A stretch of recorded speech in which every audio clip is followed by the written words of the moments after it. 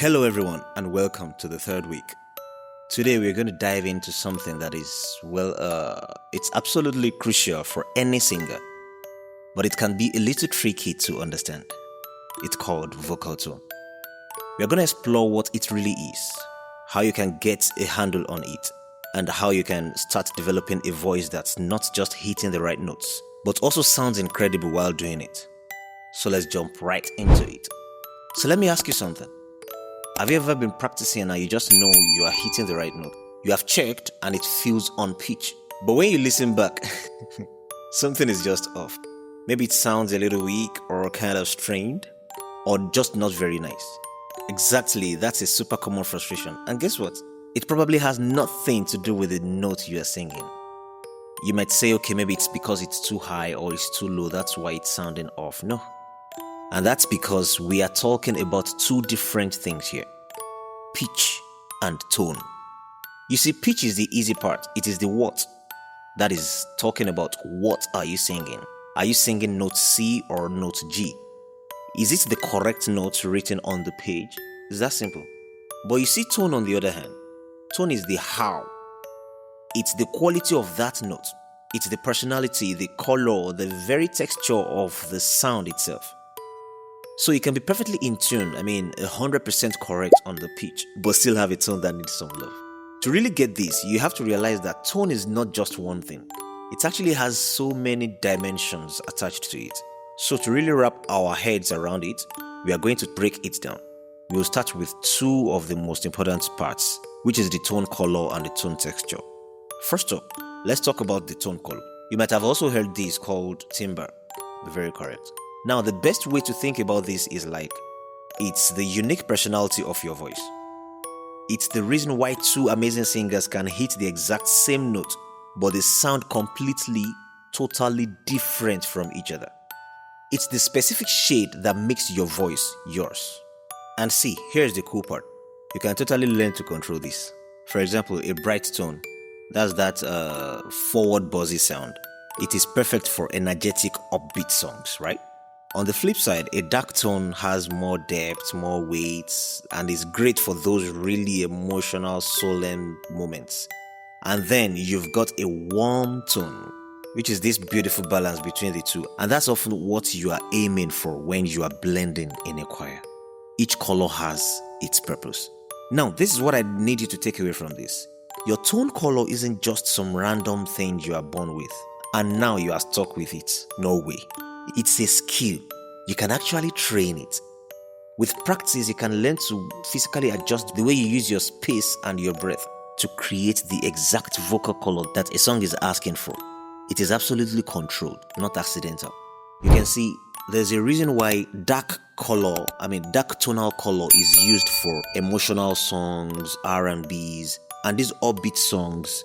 Definitely, you won't use heavy tones for them. You will use the forward buzzy sound because it requires the energy. The energy has to be projected in the color of the tone. So you see, you can always control yourself to do the exact thing that the song requires. It is not by accident. It is controlled. Okay, so on the next dimension, tone texture. I love this analogy. Look at it this way. If tone color is the paint you are using, then texture is what that paint feels like. Is it smooth and glossy, or is it kind of rough and bumpy?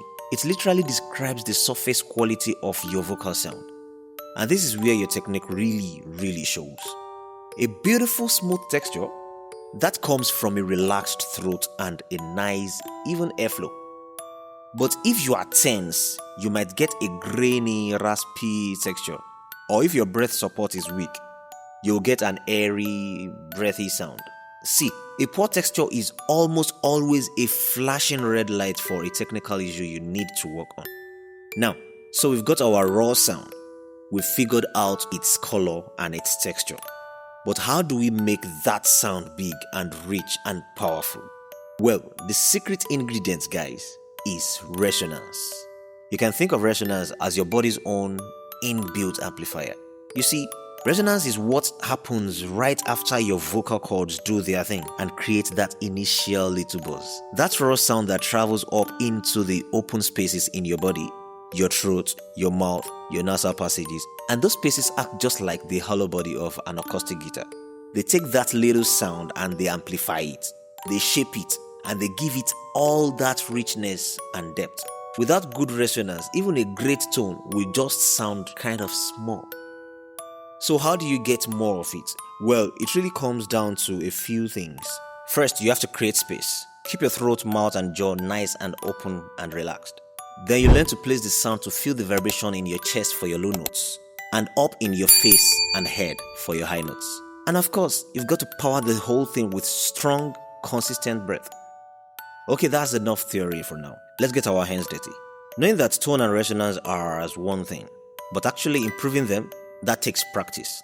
So we are going to walk through a few really simple but incredible powerful exercises to help you put all these into action. First up, we have the humming awareness. This is so simple. Just find a comfortable note and hum it. Like, Now, look at this. Close your lips, but don't press them tighter. The whole goal here is just to feel the sound. Can you feel a little buzz on your lips, in your cheeks? What about your chest? This exercise is all about building your awareness of where your sound is actually vibrating. It's helping you to find that free, easy tone. Alright, next up, the NG to vowels flow. Start by making that NG sound. Like the end of the word sing. You should feel a really clear forward buzz in the front of your face, around your nose and cheeks. Now here's the trick. While you are holding that note, slowly open your mouth to an ah vowel and try to keep that exact same buzzy feeling, like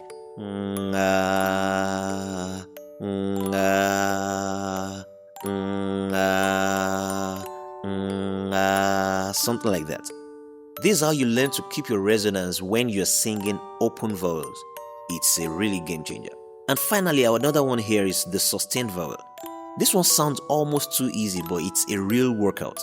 Just pick a vowel. It can be any vowel. Find a comfortable note and just hold it for 5, maybe 10 seconds. Your only job is to keep that tone perfectly steady. No wobbles, no fading in and out, no change in quality. This directly builds up your breath support, which, as we know, is the foundation for a solid tone.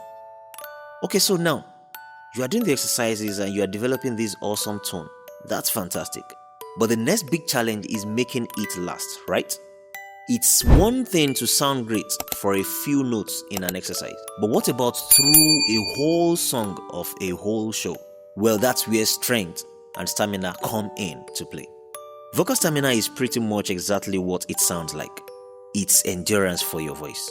It's what allows you to keep singing for a long time without losing that quality, without losing control, and without just getting plain tired. Without good stamina, that beautiful tone you're working on will start to fall apart as soon as you get a little fatigued. So now, a great way to build this is very simple. With sustained phrases, just take one single line from a song you already know. Try to sing that entire phrase on one single steady breath. The whole goal is to make the very last notes sound just as strong, clear, and resonant as the very first one. As you get better, just pick longer phrases. You can start with phrases like, I will always sing. I will always sing. You can see, I've done that with steady notes. There's no wobbles, there's no fading out, there's no weak notes at some point and strong notes at some point. Everything is at the same level. I will always sing. It would be bad if I'm projecting it as I will always sing. Can you see the differences? Now that's an example with shorter phrase. Then you can now create another one with longer phrase, ensuring that the way you start it is the same way you are ending it. This builds both your lung power and your vocal muscle endurance. And now, for what is maybe the most fundamental drill of all, the breath support hiss. Take a nice deep breath, expanding your belly, and then exhale really slowly on a controlled sound. Time yourself.